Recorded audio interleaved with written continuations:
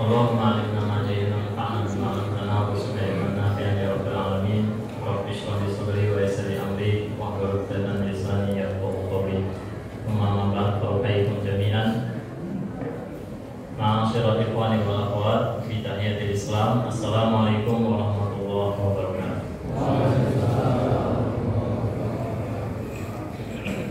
Alhamdulillah, segala puji bagi Allah Subhanahu wa taala yang dengan karunia dan kasih sayangnya Allah Subhanahu wa taala berkenan untuk menggerakkan hati, raga dan pikiran kita untuk sama-sama memenuhi di antara perintah-perintahnya, yaitu menunaikan sholat isya berjamaah, lalu dilanjutkan sholat tarawih dan diiringi dengan thalabul ilmi.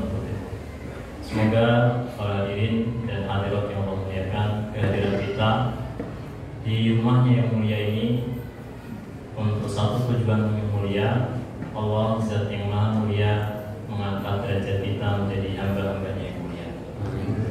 Hadirin dan hadirat yang Allah muliakan, saya ingin tanya, sekarang ini keadaan hati kita sedang bahagia atau sedang sedih? Bahagia atau sedih, Pak? Bahagia. Mau tanya ibu enggak?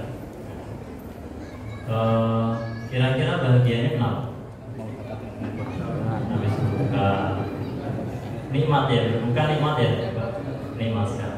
Ada lagi bahagia kenapa? Sebentar lagi. Nah, ketemu Ramadan, nikmat, ketemu Ramadan, nikmat. Ada satu ayat yang menjelaskan kepada kita bahwa berbahagia itu bagian dari perintah Allah SWT.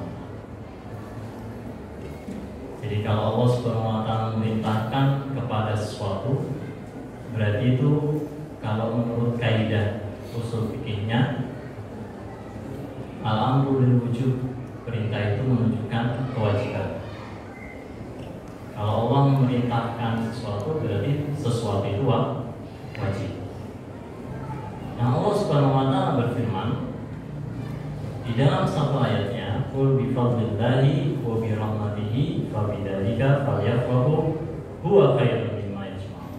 Katakanlah, dengan karunia Allah dan dengan kasih sayangnya, maka dengan itu falyafrahu, maka berbahagialah. Huwa khairun, itu lebih baik, mimma yajma'un, dari apa saja yang mereka kumpulkan. Jadi Allah mengatakan falyafrahu, maka berbahagialah.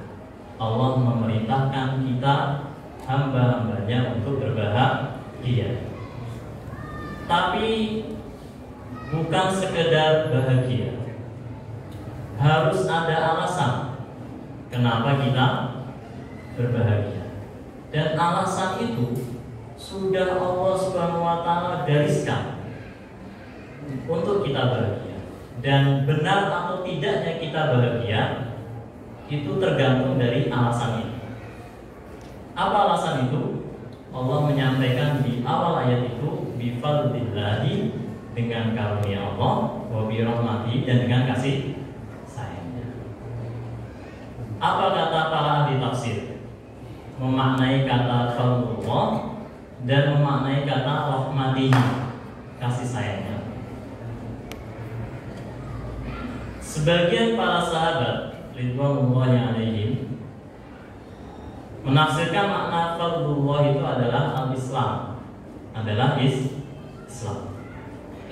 Sebagian dan makna rahmatihi itu adalah Al-Quran. Sebagian ada yang sebaliknya mengatakan fadlullah itu Al-Quran dan rahmatihi itu adalah Al-Islam. Ibnu Abbas mengatakan fadlullah itu Al-Quran, wa rahmatihi itu adalah Ahlul Quran.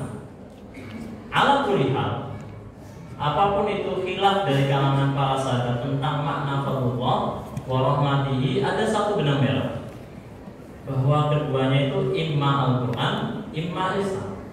Apakah itu Islam, apakah itu Al-Quran? Dua-duanya. Jadi kalau diterjemahkan menggunakan tafsir tadi, Makna ayat itu jadinya seperti ini. Katakanlah dengan Islam dan dengan Al-Quran, maka berbahagialah, itu lebih baik dari apa yang mereka kumpulkan. Jadi alasan kita bahagia apa, Pak? Alasan bahagia kita apa? Islam, yang pertama. Yang kedua, Al-Quran. Sekarang pertanyaan berikutnya. Orang kalau bahagia itu berarti dia menikmati sesuatu nggak? Pasti ya, pasti dia menikmati sesuatu. Gak mungkin dia senang, bahagia, tapi gak ada alasan untuk bahagia. Gak mungkin dia senang, bahagia, tapi dia tidak menikmati sesuatu yang membuatnya dia bahagia. Saya senang dengan makanan ini karena saya menikmati makanan itu. Saya senang dengan mobil ini karena saya menikmati mobil itu, sehingga membuat saya senang. Nah, kalau demikian halnya, maka pertanyaan berikutnya adalah apakah kita menikmati Islam dan menikmati Al-Quran sehingga kita lantas berbahagia? Kira-kira kita menikmati keislaman kita apa? Kita menikmati Al-Quran yang kita baca enggak? 5. Ada satu pertanyaan. 2 hari yang lalu, 3 hari yang lalu, ketika saya mimpin sholat tarawih di masjid daerah Cibubur, ya, sebelum sholat tarawih, DKM buru-buru bilang ke saya, Ustaz, nanti sholat tarawihnya jangan lama-lama, request dari ibu-ibu dan bapak-bapak. Ya baik. Nah udah saya baca cepat aja Al-Qari'ah sampai Idza Jaa Nasrullah selesai ya. Terus saya tanya, tarawih nikmat ya Pak? Tarawih nikmat ya? Nikmat. Bu, tarawih nikmat ya Bu? Nikmat ya. Kita kalau dikasih nikmat, pengennya yang banyak apa yang sedikit? Banyak. Ya, kita kalau dikasih harta pengennya bertambah apa berkurang? Bertambah. Ya, kalau karyawan pengen digaji, pengennya gajinya naik tiap tahun apa berkurang tiap tahun? Naik. Ya. Kita kalau dikasih nikmat pengennya terus menerus apa sebentar? Terus menerus. Kan logika duniawi kita kan seperti itu. Kalau nikmat pengennya kita pegang terus menerus dan bertambah dan terus bertambah, ya kan? Sekarang saya tanya, tarawih nikmat atau enggak? Nikmat.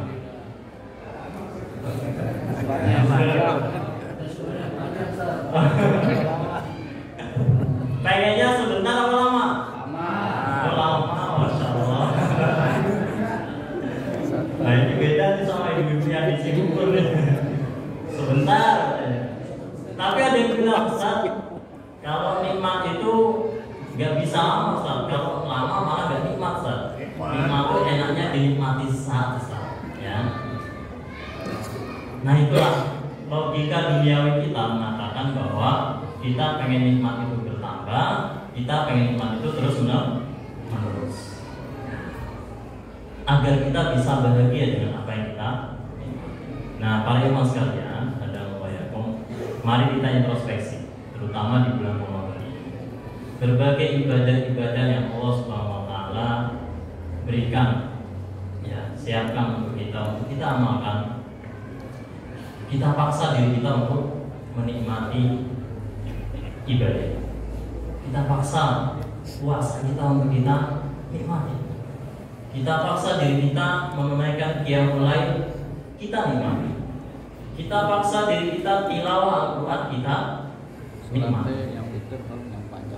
Allah Subhanahu wa taala mengatakan ketika kita mengingat nikmat itu dan menyadarinya. Ya. Kalau kita nggak sadar, ya kita nggak bisa nikmati Pak. Ibnu Qayyim al-Jauziyah itu membagi nikmat jadi 3. Pertama, nikmat yang Allah berikan kita sadari. Kedua, nikmat yang Allah berikan yang kita nggak sadar. Ketiga, nikmat yang kita harapkan. Dari ketiga ini, atau 2 yang pertama saja saya tanya.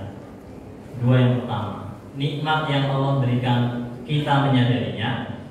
Yang kedua, nikmat yang Allah berikan tapi kita tidak menyadarinya. Lebih banyak mana? Yang pertama, apa yang kedua? Dua-duanya. Hah? Dua-duanya. Oh, dua-duanya banyak. Tapi ada yang betapa banyak nikmat Allah Subhanahu wa taala yang Allah berikan pada kita tapi kita nggak sadar. Ya kan? Kita sadar setelah nikmat itu dicabut. Ya kan? Nikmat sehat, betul sekali ya. Nikmat sehat, kita baru nyadar kalau sehat itu nikmat setelah Allah cabut nikmat kaya. Kita sadar ketika ya, kaya itu nikmat ketika justru kita miskin. Nah ini makanya Allah memerintahkan kita untuk mengingat-ingat nikmat. Ini banyak sekali di dalam Al-Quran itu. Kalau kita ketemu kata ini Pak, wa'id ya, di dalam banyak sekali. Wa'id akhadna mitsaqakum wa rafa'na fawqakum tur. Ya, banyak sekali di dalam Al-Quran kata wa'id. Apa sih tujuannya Allah mengatakan wa'id? Itu artinya wal qur'id, ingatlah ketika. Tujuannya apa? Agar kita mengingat betapa banyak nikmat yang Allah Subhanahu wa taala berikan kepada kita. Tak terhitung banyaknya dan jarang kita menyadari nikmat itu. Maka kepada nikmat ini kita diperintahkan untuk mengingat-ingatnya. Kita diperintahkan untuk menyadarinya. Allah mengatakan apa ya?